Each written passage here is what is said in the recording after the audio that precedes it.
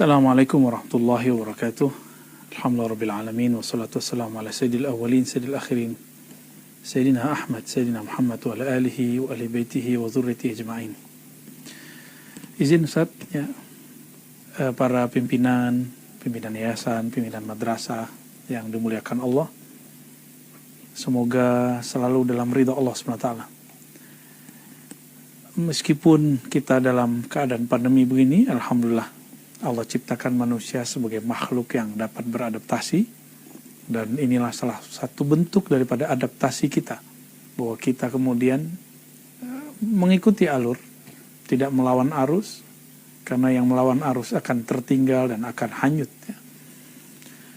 Untuk itu kita bersyukur kepada Allah. Inilah yang disebut tahmid. Kenapa dalam Al-Quran, dalam hadis, di dalam kalam-kalam Nabi itu ada kalimat Alhamdulillah, segala puji milik Allah, atau terima kasih ya Allah. Nabi mengatakan, jika engkau mengalami yang kurang menyenangkan, katakan ala kulli hal. Hal berarti sesuatu yang berubah-ubah. Nah, ala kulli hal berarti keadaan yang kurang menyenangkan. Ada yang kedua, fi kulli hal, di setiap keadaan, artinya setiap keadaan yang menyenangkan. Dalam hal ini, hal itu disyukuri karena manusia dapat beradaptasi. Inilah kelebihan kita sebagai manusia. Allah ciptakan kita sebagai makhluk yang dapat beradaptasi dengan cara apapun. Itulah makna kami menciptakan manusia dalam ahsani taqwim, dengan takwim yang sangat-sangat ahsan, sempurna, tidak kurang sama sekali, apapun kondisinya. Apakah dia sempurna secara fisik ataupun dia merasa tidak sempurna, dia akan dapat beradaptasi. Kemampuan ini ada pada tumbuhan, ada pada binatang, tapi tidak sempurna.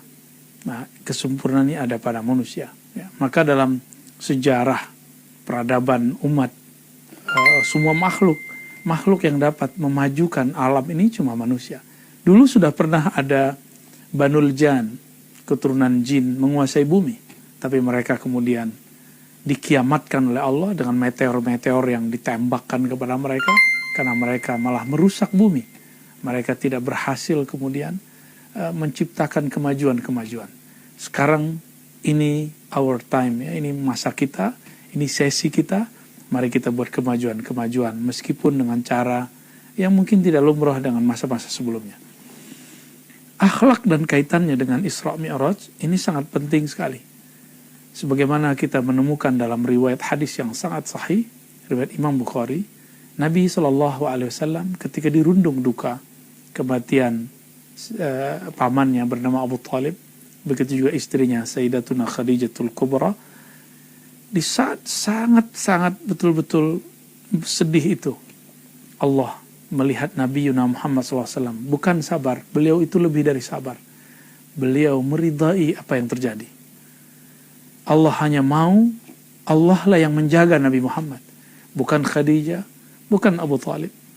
Oleh karena itu Allah kemudian ambil orang-orang kesayangan Rasulullah, dan Rasulullah dalam keridaannya ini, keikhlasannya ini, beliau kemudian dinaikkan oleh Allah ke makam yang tinggi, diberikan hiburan.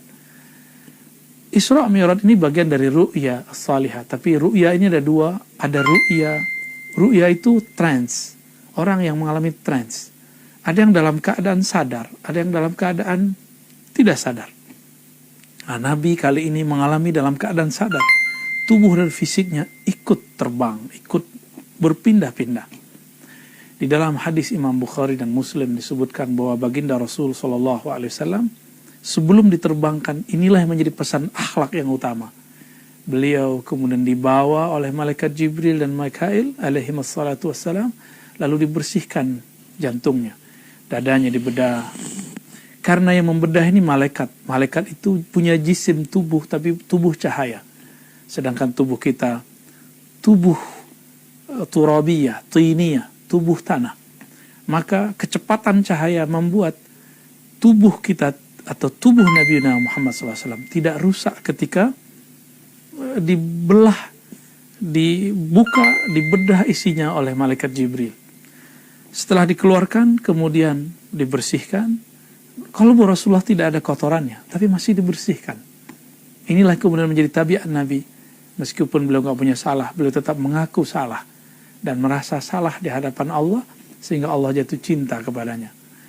Kemudian Rasulullah diisi dengan ma'u zamzam, yang seperti air zam-zam, cuma ini bahasa majazi sebenarnya. Maknanya adalah seperti disebutkan juga di riwayat tersebut, iman wa hikmah. Yang dimaksudkan di dalamnya ada iman, ada keyakinan. Yakin itu tidak boleh sedikit pun berubah. Bahwa Allah kita sebelum pandemi, Allah kita setelah pandemi, Allah hari ini, Allah nanti malam sama. Allah dalam taat, Allah ketika itu terjebak maksiat sama. Maka harapan kita kepadanya tidak boleh berkurang. Sahabat-sahabat dimuliakan Allah, inilah pesan yang disebut dimasukkan air iman. Maka yakin itu dia akan mengalir seperti air tadi. Dia akan mengalir dalam diri kita, akan diserap dalam diri kita. Kemudian ada hikmah. Apa arti hikmah? Hikmah itu kebijaksanaan dalam terjemahan, tapi dalam makna lain, itqanu syai', mirip dengan hukum. Bedanya hukum memutuskan satu hukum yang zahir secara tepat. Adapun hikmah memutuskan, menentukan, membaca sesuatu yang tidak tampak secara kasat mata, tapi dia dapat menentukannya, memutuskannya, menyikapinya dengan tepat. Ini yang disebut hikmah. Inilah perbedaan Rasulullah SAW dengan sahabat-sahabat yang ada di masanya dan rasul-rasul yang ada terdahulu. Rasulullah setelah diberikan air hikmah, air iman, berarti kolbunya yang bercahaya ditambahi cahaya. Itulah cahaya iman dan hikmah. Kemudian beliau dipersilakan menaiki kendaraan surga yang mana dulu Nabiullah Ibrahim pernah mengendarainya. Itulah yang kita sebut dengan Buraq. Buraq, sahabat-sahabat karena Allah, dari kata barq. Barq berarti kilat cahaya. Apabila kita melihat petir, yang sampai lebih awal adalah cahayanya, adapun suaranya sampai belakangan. Inilah kecepatan cahaya. Maka Buraq ini sangat cepat sekali. Di mana cahayanya terakhir tampak, disitulah kemudian dia hadir. Namun ingat, Nabi Muhammad SAW sebenarnya tidak membutuhkan Buraq. Karena beliaulah cahaya di atas cahaya. Tubuhnya bercahaya, kolbunya bercahaya, pikirannya bercahaya. Jika ia mau, dia akan terbang sendiri. Dengan izin Allah, ruhnya akan langsung naik. Namun inilah pesan Allah. Meskipun engkau mempunyai kelebihan, engkau harus menjadi seorang yang biasa, mempunyai alat yang biasa untuk menjadi asbab untuk bekerja kah, mengajar kah, dan lain sebagainya. Inilah yang menarik.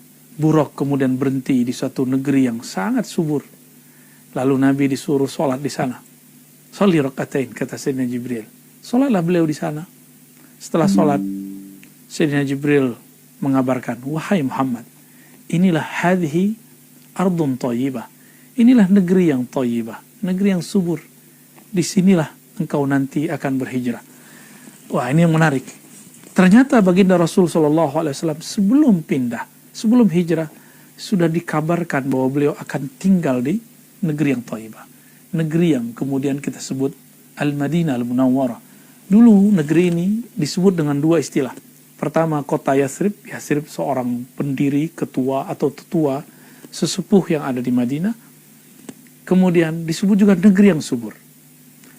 Ini juga tertulis dalam kitab-kitab lama. Saya tidak tahu apakah dalam cetakan-cetakan yang sekarang masih ada, dalam perjanjian lama, di kitab-kitab Taurat dan Injil. Disebutkan bahwa nanti akan muncul Nabi di akhir zaman, munculnya dari negeri yang subur. Maka ini yang dilupakan banyak orang, ya, bahwa Nabi Muhammad SAW bukan lahir di Madinah, tapi beliau berpindah ke Madinah. Begitu juga cara memahami imam akhir zaman nanti. Imam akhir zaman disebut Al-Imam Al-Mahdi bukan lahir di Madinah seperti yang diasumsikan beberapa pengamat atau ulama. Itu keliru besar. Hadis hanya menyebutkan ja'a rajulun minal Madinah, datang seseorang dari Madinah. Bukan berarti wulida fil Madinah, dia lahir di Madinah. Kalaupun ada, maka riwayatnya pasti dhaif. Ya, hal ini sama dengan Rasulullah SAW. Setelah itu Rasulullah diterbangkan dengan Buraq itu, diisrakan, asra, ya, diisrakan, diperjalankan di malam hari, sampailah di satu negeri namanya Tursina. Sampai di Tursina, Rasulullah pun disuruh sholat 2 rakaat, dan beliau kemudian melihat Sayyidina Musa sholat fi qabri, yusolli fi qabri, sholat di dalam kuburnya. Tentunya ini bukanlah sholat mencari pahala, bukanlah sholat mencari surga. Para nabi sudah dijamin surga, para nabi sudah pasti tidak berdosa, dan para nabi ketika sudah wafat hukumnya sama dengan yang lain. Dia tidak akan dapat beramal secara fisik. Idza mata ibnu Adam, ini atau idza mata al-insan, ini kata kunci. Jika manusia mati, apa yang mati? Tubuh manusiawinya mati. In qata amaluh, maka amal manusiawinya mati, tapi amal ruhaninya tidak mati. Sayyidina Musa masih sholat di dalam kuburnya. Ini menunjukkan bahwa amalan tidak berhenti dengan matinya badan. Yang berhenti cuma amalan badan. Maka hadis, idza mata ibnu Adam in qata amaluhu illa min thalas. Jika mati anak Adam, maka berhentilah dia beramal kecuali 3. Itu yang berhenti hanyalah fisiknya. Adapun ruhnya tetap berjalan kepada Allah, bergerak kepada Allah SWT. Sebagaimana Sayyidina Musa masih sholat dalam kuburnya.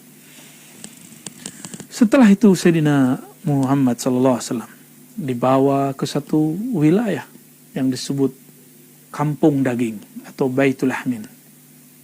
Dikabarkan oleh Sayyidina Jibril, wahai Muhammad, disinilah dulu Isa saudaramu dan ibundanya Maryam.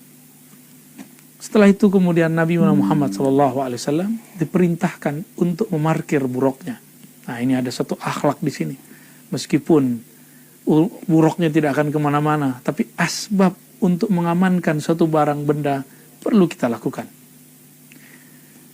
Setelah itu beliau dipersilakan masuk ke dalam masjid. Inilah ajaibnya. Malaikat-malaikat itu memberikan jalan untuk Nabi Muhammad SAW, dan di dalamnya hadir nabi-nabi yang dulu pernah diutus, yang berjumlah 124.000. Apa artinya? Nabi-nabi itu Allah fisikkan saat itu, sehingga Nabi Muhammad SAW melihat mereka secara fisik. Nabi kemudian SAW diperintahkan untuk memimpin mereka sholat. Terjadilah imam, makmum, yang kita sebut jamaah. Inilah jamaah para nabi. Imamnya Rasul dan Nabi Muhammad. Makmumnya adalah para nabi 124.000 orang. Semuanya menjadi makmum Rasulullah SAW. Semoga kita diizinkan nanti bermakmum kepada Rasulullah SAW. Sungguh indah sholat tersebut, karena langsung dipimpin oleh hamba Allah yang paling dicintainya, Nabi Muhammad SAW. Alam ini hanya diperuntukkan untuk Nabi Muhammad sebenarnya. Dalilnya, wa ma khalaqtul jinna wal insa illa liya'budun. Tidak aku ciptakan jin dan manusia kecuali untuk menyembahku. Dan yang paling sempurna menyembah Allah adalah Nabi Muhammad sallallahu alaihi wasallam. Setelah itu beliau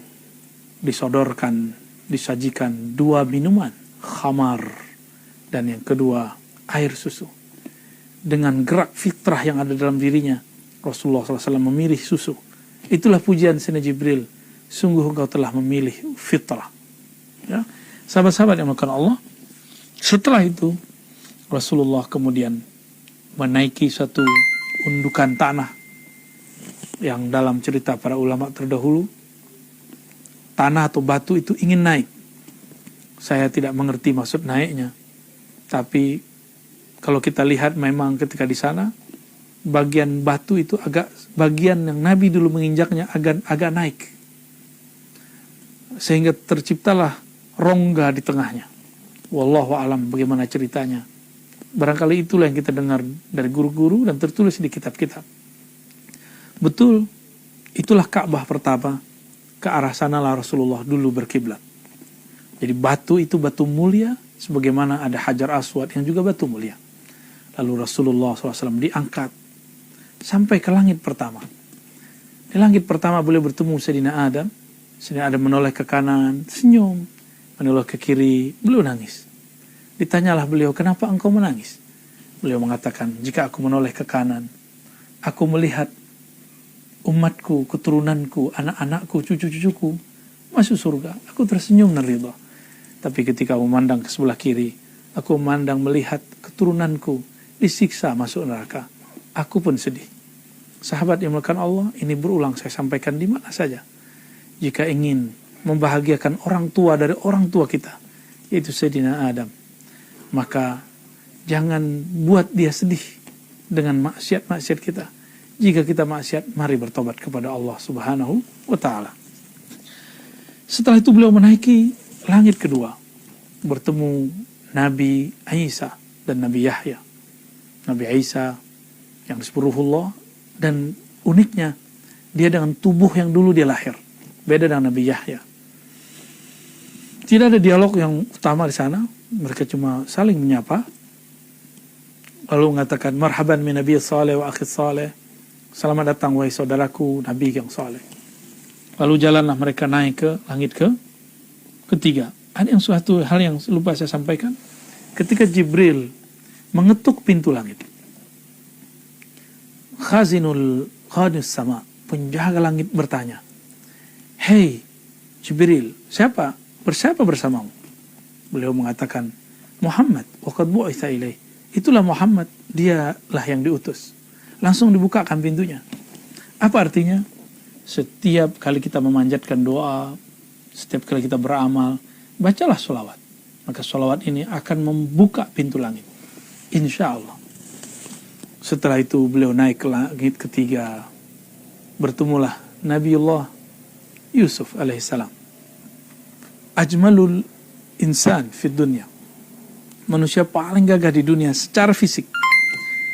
Nabi Muhammad itu gagah sekali, tapi disembunyikan dalam nur-nurnya. Maka Nabi Muhammad mengatakan, Yusuf itu meskipun membuat ibu-ibu tidak merasa kesakitan ketika luka tangannya, keindahannya hanyalah separuh dari keindahan wajahku. Inilah yang membuat para sahabat mau berkorban untuk Rasulullah, karena keindahan rohani beliau melebihi keindahan Nabiullah Yusuf alaihissalam. Kemudian setelah itu naik ke langit keempat, bertemu Nabi Idris, the father of knowledge, bapak ilmu pengetahuan. Dialah yang pertama mengenalkan kepada kita aksara. Dialah yang disebut dalam istilah orang-orang Yunani dengan Hermes, yang kemudian melahirkan ilmu namanya hermeneutika atau ilmu tafsir bagi kita. Naik ke langit kelima, bertemulah Nabi yang jenggotnya terpanjang, yaitu Sayyidina Harun. Setelah itu naik ke langit ke-6, ketemu Nabi Musa. Seterusnya naik ke langit ke-7, ketemu Nabi Ibrahim. Ini ada yang menarik di sini. Nabi Ibrahim ternyata bersandar di Ka'bah, namanya Al-Bait Al-Ma'mur. Di saat bersandar itu, beliau bertemu Nabi Muhammad SAW, lalu kemudian langsung mengatakan, "Wahai Muhammad, akri' minni ummataka salam." Sampaikan salamku kepada umatmu. Kalau Nabi Ibrahim cuma mengucapkan salam, Nabi Muhammad merindukannya.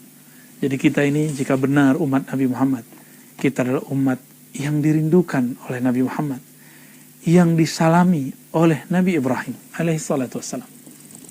Sahabat-sahabat yang dimuliakan Allah, Nabi Ibrahim kalau mengatakan, sampaikan salamku kepada umatmu, bahwa surga itu sangat subur, tapi tidak ada pohonannya. Maka tanamilah dengan ungkapan tasbih, tahmid, tahlil, dan kalimat-kalimat yang biasa kita dengar. Ini menunjukkan apa? Meskipun mereka orang-orang yang jauh lebih awal dari kita, lebih mulia, mereka masih mengirim salam untuk kita yang kurang mulia. Maka sahabat-sahabat teman-teman, jangan malu berkirim salam kepada orang yang menurut kita nggak penting. Berkirim salam saja, maka itu sangat mengesankan di hatinya. Dari langit ke-7 itulah beliau dibawa ke Jannatul Ma'wa, ke Sidratul Muntaha. Di situ banyak surga, banyak kemudian terlihat dedaunan-dedaunan takdir. Jadi Nabi itu melihat Sidratul Muntaha, beliau menghikayatkan seperti dedaunan atau telinga gajah. Nah, di dalam dedaunan itu tercatatlah, tertulislah takdir kita semua. Bahkan saya duduk di sini, Bapak Ibu mendengarkan di sana, itu bagian daripada takdir itu. Nah, terakhir beliau kemudian diangkat ke arasnya, sedangkan Jibril alaihissalam tidak dapat izin naik. Inilah maqam Rasulullah, lebih tinggi hatta daripada Sayyidina Jibril. Maka sungguh aneh jika ada orang yang masih meninggikan Sayyidina Jibril di atas Nabi. Nabi Muhammad lebih afdal dari Jibril. Tapi di kalangan malaikat, Jibril yang paling afdal. Ketika naik ke aras, jangan dibayangkan Nabi kemudian melongo-melongo ngelihat ke Tuhan. Tidak. Nabi bukan bertemu Tuhan dalam pengertian kita hadap-hadapan, tapi beliau disebutkan dalam hadisnya kharra sajida, tersungkur sujud. Inilah puncak dari hamba. Oleh itulah kemudian dibawa turun ke bumi, yaitu sujud kehadirat Allah Subhanahu wa taala. Inilah makna salat itu mi'rajul mu'minin. Salat itu dapat jadi mi'raj orang beriman karena mengantarkan dia ke alam sana. Sahabat-sahabat yang karena Allah, inilah aktualisasi akhlak Rasulullah dalam Isra Mi'raj. Meskipun beliau lebih tinggi daripada Jibril, tapi beliau tetap menempatkan Jibril sebagai gurunya. Karena Jibril lah yang mengajari beberapa hal. Maka mari kita jangan seperti kacang lupa kulitnya. Jangan seperti orang yang kemudian mengkhianati gurunya, mengkhianati temannya. Semoga Allah menjaga kita semua. Wassallallahu ala nabiyina Muhammad.